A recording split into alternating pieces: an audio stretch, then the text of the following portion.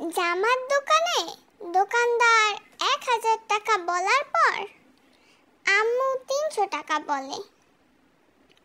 আম্মু লজ্জা পায় না, দোকানদারও লজ্জা পায় না, কিন্তু আমি কেন লজ্জা পাই?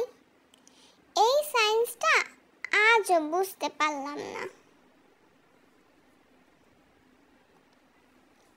এক যে ছিল পড়াশোনা, আরেক যে ছিলাম আমি। মাঝখানে এলো মোবাইল, খতম কাহিনী। আব্বু আম্মু ঝগড়া করার পর আমার কাছে এমন ভাবে বিচার দেয় যেন আমি ওনাদের বিয়ের ঘটক ছিলাম।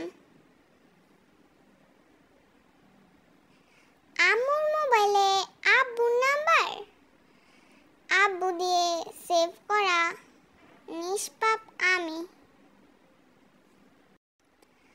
যখন কেউ জিজ্ঞেস করে তুমি এত রোগা কেন, তোমার শরীরের মাংস কই, আমি ফ্রিজে রাখছি যাতে এই গরমে নষ্ট হয়ে না যায়।